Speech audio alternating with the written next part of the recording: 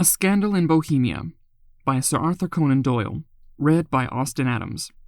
To Sherlock Holmes, she is always the woman. I have seldom heard him mention her under any other name. In his eyes, she eclipses and predominates the whole of her sex. It was not that he felt any emotion akin to love for Irene Adler. All emotions, and that one in particular, were abhorrent to his cold, precise, but admirably balanced mind. He was, I take it, the most perfect reasoning and observing machine that the world has ever seen. But as a lover, he would have placed himself in a false position. He never spoke of the softer passions, save with a gibe and a sneer.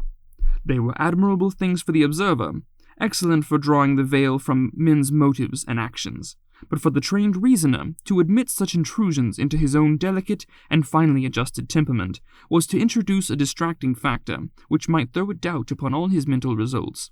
Grit in a sensitive instrument, or a crack in one of his own high-power lenses, would not be more disturbing than a strong emotion in a nature such as his. And yet there was but one woman to him, and that woman was the late Irene Adler, a dubious and questionable memory. I had seen little of Holmes lately. My marriage had drifted us away from each other.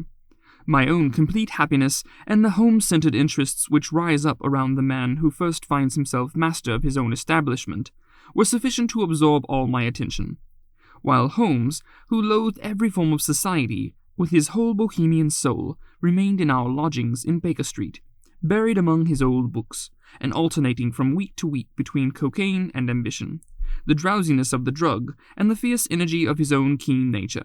He was still, as ever, deeply attracted by the study of crime, and occupied his immense faculties with the extraordinary powers of observation in following out these clues, and clearing up those mysteries which had been abandoned as hopeless by the official police.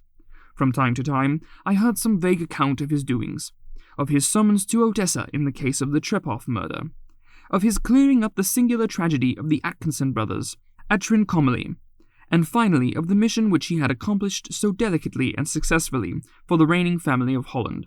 Beyond these signs of his activity, however, which I merely shared with all the readers of the daily press, I knew little of my former friend and companion. One night, it was on the 20th of March, 1888, I was returning from a journey to a patient, for I had now returned to civil practice, when my way led me through Baker Street. As I passed the well-remembered door, which must always be associated in my mind with my wooing and with the dark incidents of the study in scarlet, I was seized with a keen desire to see Holmes again, and to know how he was employing his extraordinary powers. His rooms were brilliantly lit, and even as I looked up, I saw his tall, spare figure pass twice in a dark silhouette against the blind. He was pacing the room, swiftly, eagerly, with his head sunk upon his chest and his hands clasped behind him. To me, who knew his every mood and habit, his attitude and manner told their own story. He was at work again. He had risen out of his drug-created dreams and was hot upon the scent of some new problem. I rang the bell and was shown up to the chamber which had formerly been in part my own. His manner was not effusive. It seldom was, but he was glad, I think, to see me. With hardly a word spoken, but with a kindly eye, he waved me to an armchair, threw across his case of cigars, and indicated a spirit case and a gasogene in the corner. Then he stood before the fire and looked me over in his singular introspective fashion. "Wedlock suits you," he remarked. "I think, Watson, that you have put on 7.5 pounds since I saw you." "7?" I answered. "Indeed, I should have thought a little more. Just a trifle more, I fancy, Watson. And in practice again, I observe. You did not tell me that you intended to go into harness." "Then how do you know?" "I see it. I deduce it. How do I know that you have been getting yourself very wet lately, and that you have a most clumsy and careless servant girl?" "My dear Holmes," said I, "this is too much. You would certainly have been burned had you lived a few centuries ago. It is true that I had a country walk on Thursday, and came home in a dreadful mess. But as I have changed my clothes, I can't imagine how you deduce it. As to Mary Jane, she is incorrigible, and my wife has given her notice. But there again, I fail to see how you work it out." He chuckled to himself, and rubbed his long, nervous hands together. "It is simplicity itself," said he. "My eyes tell me that on the inside of your left shoe, just where the firelight strikes it, the leather is scored by 6 almost parallel cuts. Obviously they have been caused by someone who has very carelessly scraped round the edges of the sole in order to remove crusted mud from it. Hence, you see, my double deduction that you had been out in vile weather, and that you had a particularly malignant boot-slitting specimen of the London slave. As to your practice, if a gentleman walks into my room smelling of iodoform, with a black mark of nitrate of silver upon his right forefinger, and a bulge on the right side of his top hat to show where he has secreted his stethoscope, I must be dull indeed if I do not pronounce him to be an active member of the medical profession. I could not help laughing at the ease with which he explained his process of deduction. When I hear you give your reasons, I remarked, the things always appear to me to be so ridiculously simple that I could easily do it myself. Though at each successive instance of your reasoning, I am baffled until you explain your process. And yet I believe that my eyes are as good as yours. Quite so, he answered, lighting a cigarette and throwing himself down into an armchair. You see, but you do not observe. The distinction is clear. For example, you have frequently seen the steps which lead up from the hall to this room. Frequently. How often? Well, some hundreds of times. Then how many are there? How many? I don't know. Quite so. You have not observed. And yet you have seen. That is just my point. Now, I know that there are 17 steps, because I have both seen and observed. By the way, since you are interested in these little problems, and since you are good enough to chronicle one or two of my trifling experiences, you may be interested in this.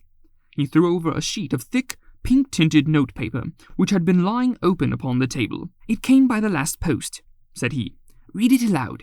The note was undated, and without either signature or address.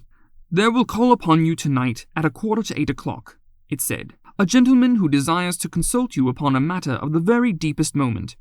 Your recent services to one of the royal houses of Europe have shown that you are one who may safely be trusted with matters which are of an importance which can hardly be exaggerated. This account of you we have from all quarters received. Be in your chamber then at that hour, and do not take it amiss if your visitor wear a mask. This is indeed a mystery, I remarked. What do you imagine that it means? I have no data yet. It is a capital mistake to theorize before one has data. Insensibly, one begins to twist facts to suit theories, instead of theories to suit facts. But the note itself, what do you deduce from it? I carefully examined the writing, and the paper upon it which was written. The man who wrote it was presumably well-to-do, I remarked, endeavoring to imitate my companion's processes. Such a paper could not be bought under £0.50 a packet. It is peculiarly strong and stiff. Peculiar, that is the very word, said Holmes. It is not an English paper at all. Hold it up to the light. I did so, and saw a large E with a small g, and a P, and a large G with a small t woven into the texture of the paper. What do you make of that? Asked Holmes. The name of the maker, no doubt, or his monogram, rather. Not at all. The G with the small t stands for Gesellschaft, which is the German for company. It is a customary contraction, like our CO.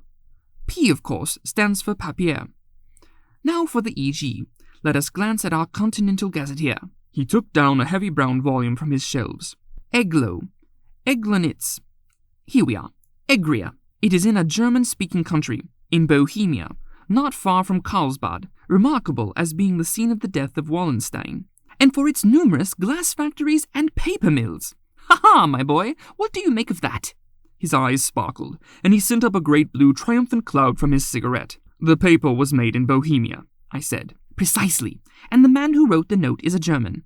Do you note the peculiar construction of the sentence? This account of you we have from all quarters received. A Frenchman or Russian could not have written that. It is the German who is so uncourteous to his verbs. It only remains, therefore, to discover what is wanted by this German who writes upon Bohemian paper and prefers wearing a mask to show his face. And here he comes, if I am not mistaken, to resolve all our doubts. As he spoke, there was the sharp sound of horses' hooves and grating wheels against the curb, followed by a sharp pull at the bell. Holmes whistled. A pair by the sound, said he. Yes, he continued, glancing out the window. A nice little Braham and a pair of beauties. 150 guineas apiece. There's money in this case, Watson, if there is nothing else. I think that I had better go, Holmes. Not a bit, Doctor. Stay where you are. I am lost without my Boswell, and this promises to be interesting. It would be a pity to miss it. But your client... Never mind him. I want your help, and so may he. Here he comes. Sit down in that armchair, Doctor, and give us your best attention. A slow and heavy step, which had been heard upon the stairs and in the passage, paused immediately outside the door. Then there was a loud and authoritative tap. Come in, said Holmes. A man entered who could hardly have been less than 6 feet 6 inches in height, with the chest and limbs of a Hercules. His dress was rich, with a richness which would, in England, be looked upon as akin to bad taste. Heavy bands of astrakhan were slashed across his sleeves and fronts of his double-breasted coat, while the deep blue cloak which was thrown over his shoulders was lined with flame-colored silk and secured at the neck with a brooch that consisted of a single flaming beryl. Boots which extended halfway up his calves and which were trimmed at the tops with rich brown fur completed the impression of barbaric opulence which was suggested by his whole appearance. He carried a broad-brimmed hat in his hand, while he wore across the upper part of his face, extending down past the cheekbones, a black vizard mask, which he had apparently adjusted that very moment, for his hand was still raised to it as he entered. From the lower part of his face, he appeared to be a man of strong character, with a thick, hanging lip and a long, straight chin, suggestive of resolution, pushed to the length of obstinacy. "You had my note?" he asked with a deep, harsh voice and a strongly marked German accent. "I told you that I would call." He looked from one to the other of us, as if uncertain which to address. "Pray take a seat," said Holmes. "This is my friend and colleague, Dr. Watson, who is occasion ally good enough to help me in my cases. Whom have I the honor to address?" "You may address me as the Count von Kram, a Bohemian noble. I understand that this gentleman, your friend, is a man of honor and discretion, who I may trust with a matter of the most extreme importance. If not, I should much prefer to communicate with you alone." I rose to go, but Holmes caught me by the wrist and pushed me back into my chair. "It is both or none," said he. "You may say before this gentleman anything which you may say to me." The Count shrugged his broad shoulders. "Then I must begin," said he, "by binding you both to absolute secrecy for 2 years. At the end of that time, the matter will be of no importance. At present, it is not too much to say that it is of such weight it may have an influence upon European history." "I promise," said Holmes. "And I. You will excuse this mask," continued our strange visitor. "The august person who employs me wishes his agent to be unknown to you, and I may confess at once that the title by which I have just called myself is not exactly my own." "I was aware of it," said Holmes dryly. "The circumstances are of great delicacy, and every precaution has to be taken to quench what might grow to be an immense scandal and seriously compromise one of the reigning families of Europe. To speak plainly, the matter implicates the great house of Ormstein, hereditary kings of Bohemia." "I was also aware of that," murmured Holmes, settling himself down in his armchair, closing his eyes. Our visitor glanced with some apparent surprise at the languid, lounging figure of the man, who had been, no doubt, depicted to him as the most incisive reasoner and most energetic agent in Europe. Holmes slowly reopened his eyes and looked impatiently at his gigantic client. "If your Majesty would condescend to state your case," he remarked, "I should be better able to advise you." The man sprang from his chair and paced up and down the room in uncontrollable agitation. Then, with a gesture of desperation, he tore the mask from his face and hurled it upon the ground. "You are right," he cried. "I am the king. Why should I attempt to conceal it?" "Why, indeed?" murmured Holmes. "Your Majesty had not spoken before I was aware that I was addressing Wilhelm Gottsreich Sigismund von Ormstein, Grand Duke of Cassel-Felstein, and hereditary King of Bohemia." "But you can understand," said our strange visitor, sitting down once more and passing his hand over his high white forehead. "You can understand that I am not accustomed to doing such business in my own person. Yet the matter was so delicate that I could not confide it to an agent without putting myself in his power. I have come incognito from Prague for the purpose of consulting you." "Then pray consult," said Holmes, shutting his eyes once more. "The facts are briefly these. Some 5 years ago, during a lengthy visit to Warsaw, I made the acquaintance of the well-known adventuress Irene Adler. The name is no doubt familiar to you." "Kindly look her up in my index, Doctor," murmured Holmes, without opening his eyes. For many years, he had adopted a system of docketing all paragraphs concerning men and things, so that it was difficult to name a subject or a person on which he could not at once furnish information. In this case, I found her biography sandwiched in between that of a Hebrew rabbi and that of a staff commander who had written a monograph upon the deep-sea fishes. "Let me see," said Holmes. "Born in New Jersey in the year 1858. Contralto. La Scala. Prima donna Imperial Opera of Warsaw. Yes. Retired from operatic stage.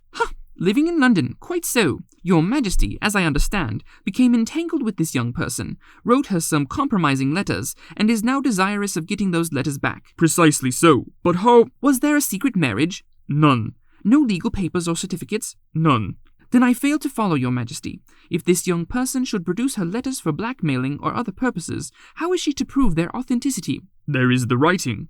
Pooh, forgery. My private notepaper. Stolen. My own seal. Imitated. My photograph. Bought. We were both in the photograph. Oh dear, that is very bad. Your Majesty has indeed committed an indiscretion. I was mad. Insane. You have compromised yourself seriously. I was only Crown Prince then. I was young. I am but 30 now. It must be recovered.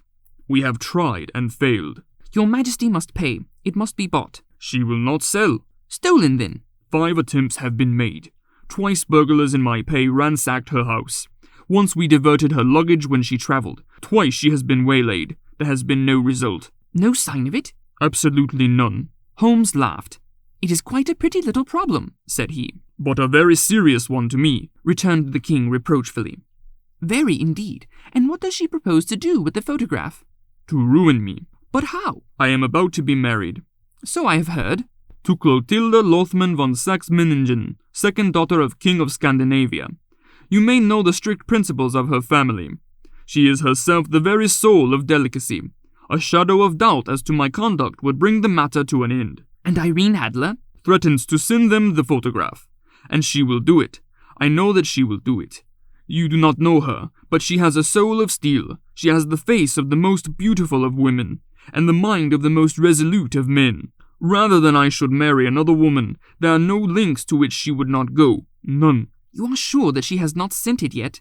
I am sure. And why? Because she has said that she would send it on the day when the betrothal was publicly proclaimed. That will be next Monday. Oh, then we have 3 days yet, said Holmes with a yawn. That is very fortunate, as I have 1 or 2 matters of importance to look into just at present. Your Majesty will, of course, stay in London for the present? Certainly. You will find me at Langham under the name of Count von Kram. Then I shall drop you a line to let you know how we progress. Pray do so. I shall be all anxiety. Then, as to money? You have carte blanche. Absolutely. I tell you that I would give one of the provinces of my kingdom to have that photograph. And for present expenses? The king took a heavy chamois leather bag from under his cloak and laid it on the table. There are £300 in gold and 700 in notes, he said. Holmes scribbled a receipt upon a sheet of his notebook and handed it to him. And Mademoiselle's address? He asked. Is Briony Lodge, Serpentine Avenue, St. John's Wood. Holmes took a note of it. One other question, said he. Was the photograph a cabinet? It was. Then good night, Your Majesty, and I trust that we shall soon have some good news for you. And good night, Watson, he added, as the wheels of the royal brougham rolled down the street. If you will be good enough to call tomorrow afternoon at 3 o'clock, I should like to chat this little matter over with you. At 3 o'clock precisely, I was at Baker Street, but Holmes had not yet returned. The landlady informed me that he had left the house shortly after 8 o'clock in the morning. I sat down beside the fire, however, with the intention of awaiting him. I was already deeply interested in his inquiry, for though it was surrounded by none of the grim and strange features which were associated with the 2 crimes which I had already recorded, still, the nature of the case and the exalted station of his client gave it a character of its own. Indeed, apart from the nature of the investigation which my friend had on hand, there was something in his masterly grasp of a situation, and his keen, incisive reasoning, which made it a pleasure to me to study his system of work, and to follow the quick, subtle methods by which he disentangled the most inextricable mysteries. So accustomed was I to his invariable success that the very possibility of his failing had ceased to enter my head. It was close upon 4 when the door opened, and a drunken-looking groom, ill-kempt and side-whiskered, with an inflamed face and disreputable clothes, walked into the room. Accustomed as I was to my friend's amazing powers in the use of disguises, I had to look 3 times before I was certain that it was indeed he. With a nod, he vanished into the bedroom, whence he emerged in 5 minutes, tweed-suited and respectable as of old. Putting his hands into his pockets, he stretched out his legs in front of the fire and laughed heartily for some minutes. "Well, really!" he cried, and then choked and laughed again, until he was obliged to lie back, limp and helpless in the chair. "What is it?" "It's quite too funny. I am sure you could never guess how I employed my morning, or what I ended by doing." "I can't imagine. I suppose that you have been watching the habits, and perhaps the house, of Miss Irene Adler. Quite so, but the sequel was rather unusual. I will tell you, however. I left the house a little after 8 o'clock this morning in the character of a groom out of work. There is a wonderful sympathy and freemasonry among horsey men. Be one of them, and you will know all that there is to know. I soon found Briony Lodge. It is a bijou villa, with a garden at the back, but built out in front right up to the road. 2 stories. Chubb locked to the door. Large sitting room on the right side, well furnished, with long windows almost to the floor, and those preposterous English window fasteners which a child could open. Behind there was nothing remarkable, save that the passage window could be reached from the top of the coach house. I walked round it and examined it closely from every point of view, but without anything else of interest. I then lounged down the street and found, as I expected, that there was a mews in the lane which runs down by one wall of the garden. I lent the ostlers a hand in rubbing down their horses, and received in exchange 2 pence, a glass and a half, 2 fills of shag tobacco, and as much information as I could desire about Miss Adler, to say nothing of half a dozen other people in the neighborhood in whom I was not the least interested, but whose biographies I was compelled to listen to. And what of Irene Adler? I asked. Oh, she has turned all the men's heads down in that part. She is the daintiest thing under a bonnet on this planet. So say the Serpentine Mews to a man. She lives quietly, sings at concerts, drives out at 5 every day, and returns at 7 sharp for dinner. Seldom goes out at other times, except when she sings. Has only 1 male visitor, but a good deal of him. He is dark, handsome, and dashing. Never calls less than once a day, and often twice. He is a Mr. Godfrey Norton, of the Inner Temple. See the advantages of a cabman as a confidant. They had driven him home a dozen times from Serpentine Mews, and knew all about him. When I had listened to all they had to tell, I began to walk up and down near Briony Lodge once more, and to think over my plan of campaign. This Godfrey Norton was evidently an important factor in the matter. He was a lawyer. That sounded ominous. What was the relationship between them, and what was the object of his repeated visits? Was she his client, his friend, or his mistress? If the former, she had probably transferred the photograph to his keeping. If the latter, it was less likely. On the issue of this question depended whether I should continue my work at Briony Lodge, or turn my attention to the gentlemen's chambers in the Temple. It was a delicate point, and it widened by the field of my inquiry. I fear that I bore you with these details, but I have to let you see my little difficulties, if you are to understand the situation. I am following you closely, I answered. I was still balancing the matter in my mind, when a hansom cab drove up from Briony Lodge, and a gentleman sprang out. He was remarkably handsome, dark, aquiline, and moustached, evidently the man of whom I had heard. He appeared to be in a great hurry, shouted to the cabman to wait, and brushed past the maid who opened the door with the air of a man who was thoroughly at home. He was in the house about half an hour, and I could catch glimpses of him in the windows of the sitting-room, pacing up and down, talking excitedly, and waving his arms. Of her I could see nothing. Presently he emerged, looking even more flurried than before. As he stepped up to the cab, he pulled a gold watch from his pocket and looked at it earnestly. "Drive like the devil," he shouted. "First to Gross and Hankey's in Regent Street, and then to the Church of St. Monica in the Edgware Road. Half a guinea if you do it in 20 minutes. Away they went, and I was just wondering whether I should not do well to follow them, when up the lane came a neat little landau. The coachman with his coat only half buttoned, and his tie under his ear, while the tags of his harness were sticking out of the buckles. It hadn't pulled up before she shot out of the hall door and into it. I only caught a glimpse of her at the moment, but she was a lovely woman, with a face that a man might die for. "The Church of St. Monica, John," she cried, "and a half-sovereign if you reach it in 20 minutes. This was quite too good to lose, Watson. I was just balancing whether I should run for it, or whether I should perch behind her landau, when a cab came through the street. The driver looked twice at such a shabby fare, but I jumped in before he could object. 'The Church of St. Monica,' said I, 'and half a sovereign if you reach it in 20 minutes. My cabby drove fast. I don't think I ever drove faster, but the others were there before us. The cab and the landau, with their streaming horses, were in front of the door when I arrived. I paid the man and hurried into the church. There was not a soul there, save the 2 whom I had followed, and a surpliced clergyman, who seemed to be expostulating with them. They were all 3 standing in a knot in front of the altar. I lounged up the side aisle, like any other idler who has dropped into a church. Suddenly, to my surprise, the 3 at the altar faced round to me, and Godfrey Norton came running as hard as he could towards me. "Thank God!" he cried. "You'll do! Come, come!" "What then?" I asked. "Come, man, come! Only 3 minutes, or it won't be legal." I was half dragged up to the altar, and before I knew where I was, I found myself mumbling responses which were whispered in my ear, and vouching for things which I knew nothing, and generally assisting in the secure tying up of Irene Adler, spinster, to Godfrey Norton, bachelor. It was all done in an instant, and there was the gentleman thanking me on the one side, and the lady on the other, while the clergyman beamed on me in front. It was the most preposterous position in which I ever found myself in my life, and it was the thought of it that started me laughing just now. It seems that there had been some informality about their license, that the clergyman absolutely refused to marry them without a witness of some sort, and that my lucky appearance saved the bridegroom from having to sally out into the streets in search of a best man. The bride gave me a sovereign, and I mean to wear it on my watch chain in memory of the occasion. "This is a very unexpected turn of affairs," said I. "And what then?" "Well, I found my plans very seriously menaced. It looked as if the pair might take an immediate departure, and so necessitate very prompt and energetic measures on my part. At the church door, however, they separated, he driving back to the temple, and she to her own house. 'I shall drive out in the park at 5 as usual,' she said to him as she left. I heard no more. They drove away in different directions, and I went off to make my own arrangements." "Which are?" "Some cold beef and a glass of beer," he answered, ringing the bell. "I have been too busy to think of food, and I am likely to be busier still this evening. By the way, Doctor, I shall want your cooperation." "I shall be delighted."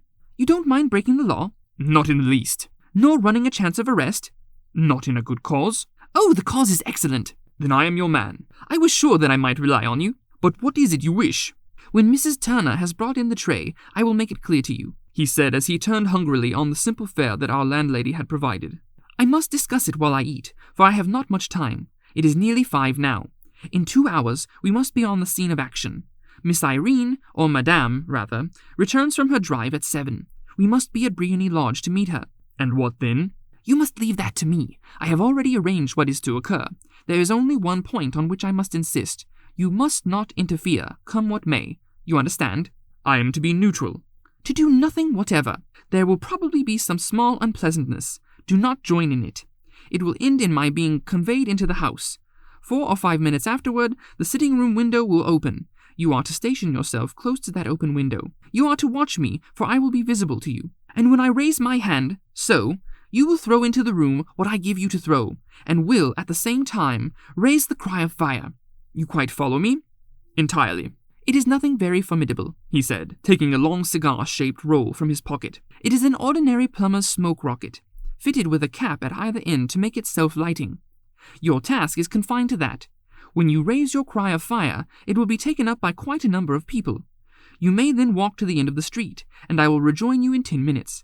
I hope that I have made myself clear." "I am to remain neutral, to get near the window, to watch you, and at the signal, to throw in this object, then to raise the cry of fire, and to wait you at the corner of the street." "Precisely." "Then you may entirely rely on me." "That is excellent. I think perhaps it is almost time that I prepare for the new role I have to play." He disappeared into his bedroom, and returned in a few minutes in the character of an amiable and simple-minded nonconformist clergyman. His broad black hat, his baggy trousers, his white tie, his sympathetic smile, and general look of peering and benevolent curiosity were such as Mr. John Hare alone could have equalled. It was not merely that Holmes changed his costume. His expression, his manner, his very soul seemed to vary with every fresh part that he assumed. The stage lost a fine actor, even a science lost an acute reasoner, when he became a specialist in crime. It was 6:15 when we left Baker Street, and it still wanted 10 minutes to the hour when we found ourselves in Serpentine Avenue. It was already dusk, and the lamps were just being lighted as we paced up and down in front of Briony Lodge, waiting for the coming of its occupant. The house was just such as I had pictured it from Sherlock Holmes' succinct description, but the locality appeared to be less private than I expected. On the contrary, for a small street in a quiet neighborhood, it was remarkably animated. There was a group of shabbily dressed men smoking and laughing in a corner, a scissor grinder with his wheel, 2 guardsmen who were flirting with a nurse girl, and several well-dressed young men who were lounging up and down with cigars in their mouths. "You see," remarked Holmes, as we paced to and fro in front of the house, "this marriage rather simplifies matters. The photograph becomes a double-edged weapon now. The chances are that she would be as averse to its being seen by Mr. Godfrey Norton as our client is to its coming to the eyes of his princess. Now the question is, where are we to find the photograph?" "Where indeed?" "It is most unlikely that she carries it about with her. It is cabinet size. too large for easy concealment, about a woman's dress. She knows that the king is capable of having her waylaid and searched. 2 attempts of the sort have already been made. We may take it, then, that she does not carry it about with her. Where, then? Her banker or her lawyer. There is that double possibility, but I am inclined to think neither. Women are naturally secretive, and they do like to do their own secreting. Why should she hand it over to anyone else? She could trust her own guardianship, but she could not tell what indirect or political influence might be brought to bear upon a businessman. Besides, remember that she has resolved to use it within a few days. It must be where she can lay her hands upon it. It must be in her own house. But it has twice been burgled. Pshaw! They did not know how to look. But how will you look? I will not look. What then? I will get her to show me. But she will refuse. She will not be able to. But I hear the rumble of wheels. It is her carriage. Now carry out my orders to the letter. As he spoke, the gleam of the sidelights of a carriage came round the curve of the avenue. It was a smart little landau, which rattled up to the door of Briony Lodge. As it pulled up, one of the loafing men at the corner dashed forward to open the door, in the hope of earning a copper, but was elbowed away by another loafer, who had rushed up with the same intention. A fierce quarrel broke out, which was increased by the 2 guardsmen, who took sides with one of the loungers, and by the scissors grinder, who was equally hot upon the other side. A blow was struck, and in an instant the lady who had stepped from her carriage was the centre of a little knot of flushed and struggling men, who struck savagely at each other, with their fists and sticks. Holmes dashed into the crowd to protect the lady, but just as he reached her, he gave a cry and dropped to the ground, with blood running freely down his face. At his fall, the guardsmen took to their heels in one direction and the loungers to the other, with a number of better-dressed people, who had watched the scuffle without taking part in it, crowded in to help the lady and to attend to the injured man. Irene Adler, as I will still call her, had hurried up the steps, but she stood at the top with her superb figure outlined against the lights of the hall, looking back into the street. "Is the poor gentleman much hurt?" she asked. "He is dead!" cried several voices. "No, no, there is life in him," shouted another. "But he'll be gone before you can get him to the hospital." "He's a brave fellow," said a woman. "They would have had the lady's purse and watch if it hadn't been for him. They were a gang, and a rough one, too. Ah, he's breathing now." "He can't lie in the street. May we bring him in, marm?" "Surely. Bring him into the sitting room. There is a comfortable sofa. This way, please." Slowly and solemnly he was borne into Briony Lodge and laid out in the principal room, while I still observed the proceedings from my post by the window. The lamps had been lit, but the blinds had not been drawn, so that I could see Holmes as he laid upon the couch. I do not know whether he was seized with compunction at the moment for the part he was playing, but I know that I never felt more heartily ashamed of myself in my life than when I saw the beautiful creature against whom I was conspiring, or the grace and kindliness with which she waited upon the injured man. And yet it would be the blackest treachery to Holmes to draw back now from the part which he had entrusted to me. I hardened my heart, and took the smoke rocket from under my ulster. After all, I thought, we are not injuring her. We are but preventing her from injuring another. Holmes had sat upon the couch, and I saw him motion like a man who is in need of air. A maid rushed across and threw open the window. At the same instant, I saw him raise his hand, and at the signal, I tossed my rocket into the room, with a cry of "Fire!" The word was no sooner out of my mouth than the whole crowd of spectators, well-dressed and ill, gentlemen, ostlers, and servant-maids, joined in a general shriek of "Fire!" Thick clouds of smoke curled through the room and out at the open window. I caught a glimpse of rushing figures, and a moment later, the voice of Holmes from within, assuring them that it was a false alarm. Slipping through the shouting crowd, I made my way to the corner of the street, and in 10 minutes was rejoiced to find my friend's arm in mine, and to get away from the scene of uproar. He walked swiftly and in silence for some few minutes until he had turned down one of the quiet streets which leads towards Edgware Road. "You did it very nicely, Doctor," he remarked. "Nothing could have been better. It is all right." "You have the photograph?" "I know where it is." "And how did you find out?" "She showed me, as I told you she would." "I am still in the dark." "I do not wish to make a mystery," said he, laughing. "The matter was perfectly simple. You, of course, saw that everyone in the street was an accomplice. They were all engaged for the evening." "I guessed as much." "Then, when the row broke out, I had a little moist red paint in the palm of my hand. I rushed forward, fell down, clapped my hand to my face, and became a piteous spectacle. It is an old trick." "That also I could fathom." "Then they carried me in. She was bound to have me in. What else could she do? And into her sitting room, which was the very room which I suspected. It lay between that and her bedroom, and I was determined to see which. They laid me on a couch. I motioned for air. They were compelled to open the window, and you had your chance. How did that help you? It was all important. When a woman thinks that her house is on fire, her instinct is at once to rush to the thing which she values most. It is a perfectly overpowering impulse, and I have more than once taken advantage of it. In the case of the Darlington substitution scandal, it was of use to me, and also in the Arnsworth Castle business. A married woman grabs at her baby. An unmarried one reaches for her jewel box. Now it was clear to me that Our Lady today had nothing in the house more precious to her than what we are in quest of. She would rush to secure it. The alarm of fire was admirably done. The smoke and shouting were enough to shake nerves of steel. She responded beautifully. The photograph is in a recess behind a sliding panel just above the right bell pull. She was there in an instant, and I caught a glimpse of it as she half drew it out. When I cried out that it was a false alarm, she replaced it, glanced at the rocket, rushed from the room, and I have not seen her since. I arose, and making my excuses, escaped from the house. I hesitated whether to attempt to secure the photograph at once, but the coachman had come in, and as he was watching me narrowly, it seemed safer to wait. A little over-precipitance may ruin all. And now? I asked. Our quest is practically finished. I shall call with the king tomorrow, and with you if you care to come with us. We will be shown into the sitting room to wait for the lady, but it is probable that when she comes she may find neither us nor the photograph. It might be a satisfaction to His Majesty to regain it with his own hands. And when will you call? At 8 in the morning. She will not be up, so that we shall have a clear field. Besides, we must be prompt, for this marriage may mean a complete change in her life and habits. I must wire to the king without delay. We had reached Baker Street and had stopped at the door. He was searching his pockets for the key when someone passing said, "Good night, Mr. Sherlock Holmes." There were several people on the pavement at the time, but the greeting appeared to come from a slim youth in an ulster who had hurried by.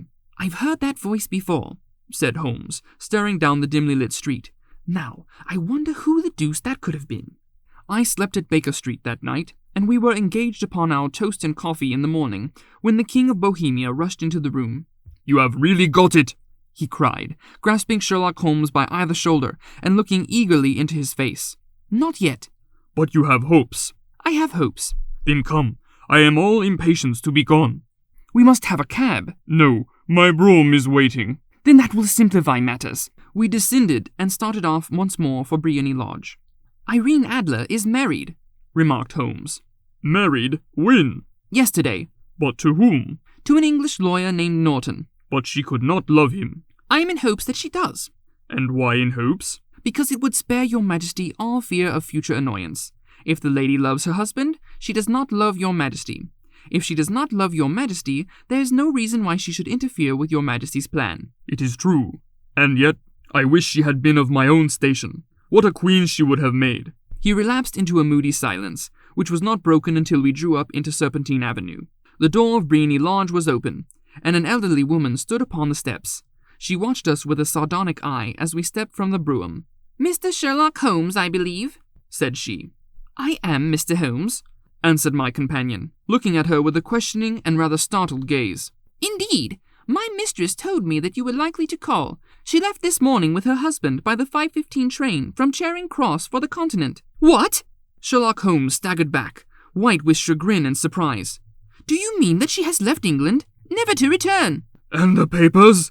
asked the king hoarsely. "All is lost." "We shall see." He pushed past the servant and rushed into the drawing room, followed by the king and myself.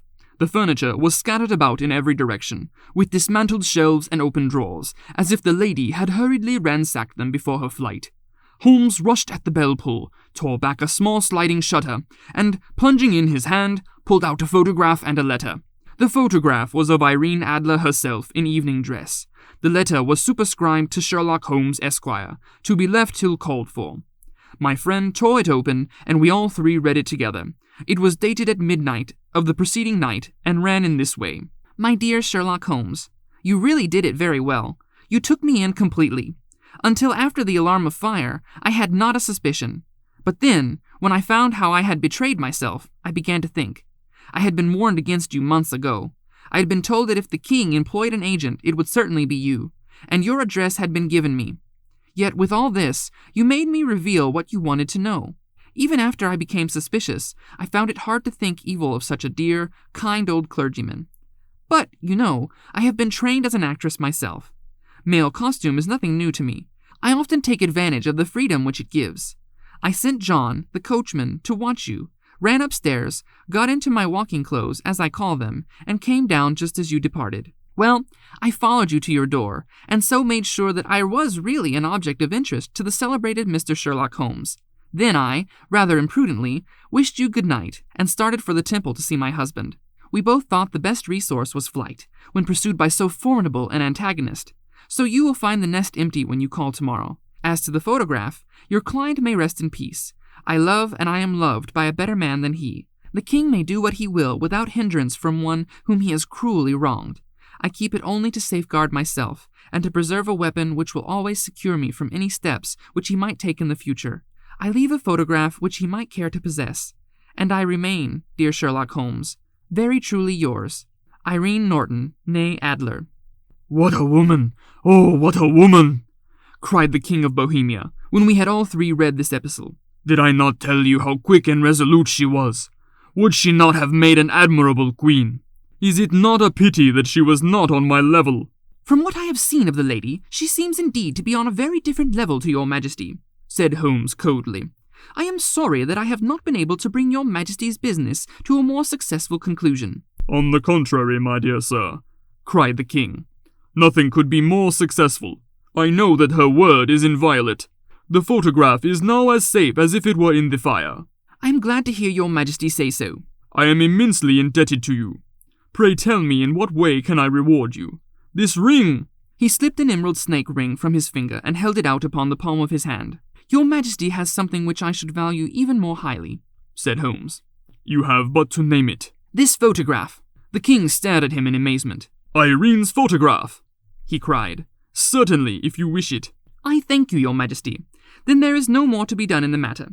I have the honor to wish you a very good morning.